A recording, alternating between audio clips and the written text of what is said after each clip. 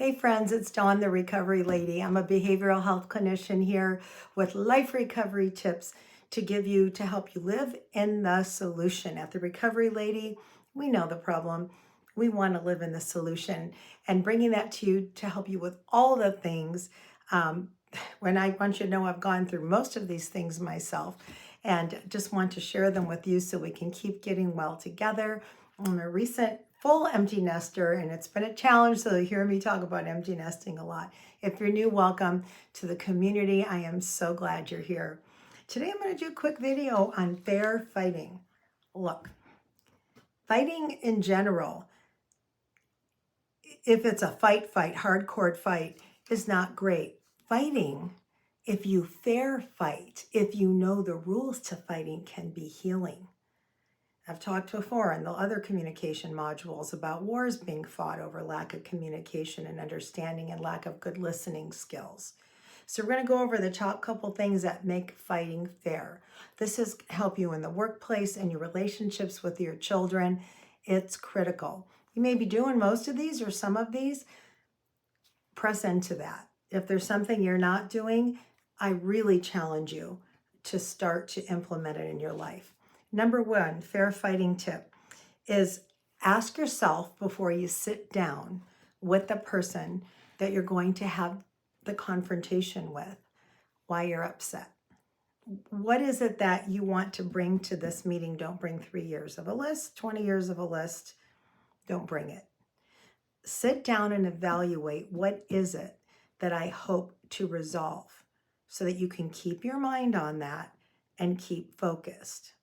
It should be one specific issue that you're trying to resolve. Concept, if it's a workplace. Bringing in the whole laundry list isn't going to make a difference. So, and also I encourage you to try to identify the feeling you're having as a result of why you're coming to that meeting. So number one, identify the feeling and the pain you're having and try to identify what you want to resolve. Number two, discuss one issue at a time. The thing that I see blows up fair fighting or fighting and healthy fighting and communication is we're sitting down tonight and we're going to have a talk about your homework not getting done. Let's say it's with your child. And you've been also storing up the dirty socks that are on the floor, the kid going on detention, and a million other things.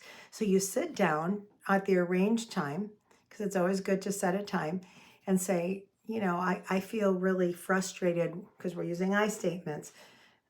Watch the previous video or two if you don't know what those are. I feel frustrated that your homework's not getting done and I'm paying for a private education. How can I support you? And then you get a response you don't like and you go to, and you don't clean your room and you don't empty the dishwasher and you're off. Same thing in a marriage, same thing with anybody else. If you are bringing in other issues, you're going to have a war. And it's going to be a war by death. And I don't mean physical death.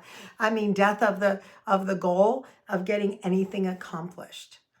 This is why it's so important that we bring things up in healthy communication as we go and don't store them up. If you're sitting down to talk to a partner or a mate, and you have 20 years of anger, resentment, and issues stored up, do you think that person has any chance of receiving anything you're going to say? No, because it's going to be overwhelming. One issue at a time. That's number two. So you're identifying the feeling and what you would like to resolve, and you're staying on that issue during the conflict. Number three, no degrading language. It is never okay to call names. I've talked about this before. We identify behaviors, not people. We never call somebody dumb, stupid, ignorant, oppressive. We never say that. We identify behaviors. That behavior feels very oppressive. I'm not even saying you should say that to the person, but we don't use your dumb, stupid. I don't want to go into all the cuss words. Because when you're putting somebody down like that to make yourself feel better, they're not receiving it. They're not hearing it. Do you think that when you tell somebody, oh, you're so dumb, you're so stupid, you're so whatever your ignorant word is that you're using to label them, they're going to say, oh my gosh, thank you so much. No one's ever told me that before. If you hadn't said it, I would never have known. There's not a situation in the course of my career, and I'm not 20, that I have seen where that works. No degrading language. If you're going in with that attitude, time out. You are not ready to have healthy resolution. The next one is expressing your feelings with words and taking responsibility. And this is where we go back to the I feelings. You're mean, you're a bully. Again, it's I feel blank when we blank is the healthy statement. You're yelling at me and I can't even think straight. Okay, I won't yell because you can't think straight. That never happens. I feel scared when you yell at me. Sometimes a person may not even realize they're yelling. They hear the feeling. Oh, you started with I statements, so defenses go down. Oh, you feel scared? I didn't mean to scare you. I was just frustrated. Or maybe it's really an aggressive communication style and they want to scare you to get their way. Calling them the bully and all of that isn't going to change it. I feel blank when you blank. Being clear and take responsibility for your feelings. But it is not productive and safe if it starts going backward and it's a you. And if you're getting you statements in return, because this isn't just about what you deliver, it's about what you receive, again, that we're going to need a timeout because your defenses are going to go up and you won't be able to reply to the other person. And it's okay to take a break. It's okay to take a break if it's not going well. Take turns talking. Are you talking over somebody? Are you formulating your response before your person you're talking to has even had a chance to finish expressing what they feel? Set a timer. I know it sounds ridiculous. You can get one of those little timers, or now I guess everybody uses a phone. Tell you, I'm thinking about an age timer, right? I mean, or a game timer, and people would use the phone. Hey, you get 2 minutes. Recovery groups do that. I get 2 minutes. Or people, get a talking stick, like I have a little remote. Well, I'm holding this remote, only I get to talk for these 2 minutes. And then when it's up, you give the other person. They use them in different cultures and different scenarios. And in therapy, it's used a lot. While I'm talking, I get to hold this. You don't get to talk over me. And it's about respecting the other person and you being respected. It's reciprocal. Don't take turns talking. The most toxic pattern, the most toxic communication I've seen, which is not a fair fighting, not even kind. In fact, it's abusive, is stonewalling. Stonewalling is when you walk around like the person's not even there. They're in the room, you walk by them. You don't acknowledge them.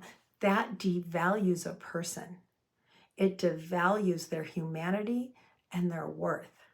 Pretending like somebody isn't there and they're invisible is cruel. You could say, but Dawn, you don't know what they did. I don't care. It doesn't matter.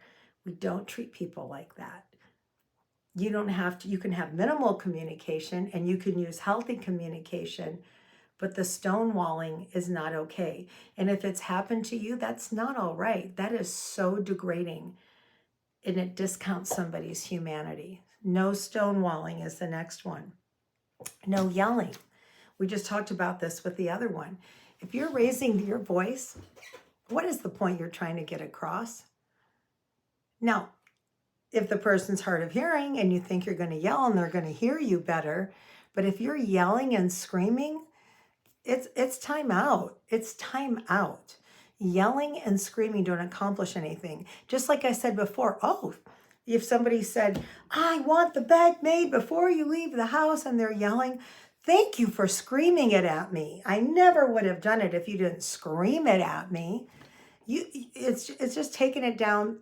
You're not ready and you haven't identified what you're trying to accomplish and the feeling you have if you're at the point of yelling.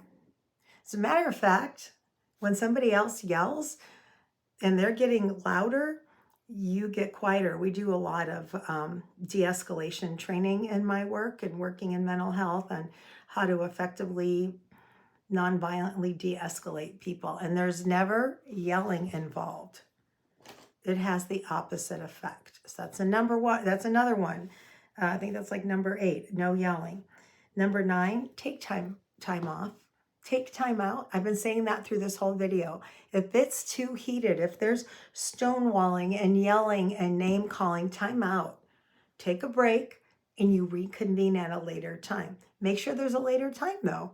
Can't say, oh, we'll talk again. Say, Tuesday at 6:30, I'm free to discuss this further. And you take a time out. I had a patient once. Remember, I was doing a group and we talked about that. And she said, but I wanted to talk about it now. That blah, blah, blah, my sister, who was with her sister, is avoiding me. And I wanted to talk about it now. And the sister had to be somewhere and go somewhere. Sister had like a valid reason. She was not in the headspace of thinking what she wanted to resolve, like number 1, like we talked about. So when her sister left, she was angry. And I said, what did you do when your sister left? She said, I chased her down the road and jumped on her car. Okay, so that didn't end well. So we definitely don't recommend that. Timeout is a part of healthy communication. But it's not, I'm not talking to you. You always identify a time to reconvene. And then it's go to a compromise. Always look for the compromise. Nothing, remember, we live in the gray, not the black and white. If it's your child and it's, I need you're coming home and the kids comes home and you're saying, I'm so frustrated that you didn't empty the dishwasher. I feel so disrespected and frustrated. So kids feels disrespected and frustrated. When I come home from a hard day's work, I don't like that. I need the dishwasher to be empty so I can load it after dinner. So you are telling the kid, I want you to do it right when you get home. And the kid hasn't been doing it right when they get home. What's a compromise to that? First of all, you listen to the child. You do reflective listening. You're repeating it back. We'll go over that in our conflict resolution module, which I'll probably do next. And a compromise might be, the kid might be like, I'm exhausted when I get home. I need a snack. My blood sugar's low. But I could do it later around 6:30 before you get home at 7. That's the compromise. Parent wants it done right when the kid walks in. But you come to a compromise so the kid can decompress. That's just an example. It's a win-win. You're not going to always get everything you want. These are the top things, the top 10 for fair fighting. And I'm telling you, you could be killing it at 9, but you start yelling, name calling, or doing one of the others, talking over people, time out. And that's okay and stay on point. People don't stay on point. Look for a meeting of the minds. This isn't easy. It takes a lot of practice, years of practice, but I'm going to tell you, because I've had everything I teach and talk about, even though I'm a behavioral health clinician, I've been through so much recovery. I do and implement myself. And I'm telling you, it takes years, but when you get there, especially when the other person's working on it too, that communication feels so good. Not always easy, but so good. Thank you for joining me here today. I'm Dawn, DAWN, the Recovery Lady. Please like, subscribe, and share. Give me a comment. I'm thinking about doing lives, and I just want to know that there's some people that I could interact with. Love you guys. See you next time. God bless you.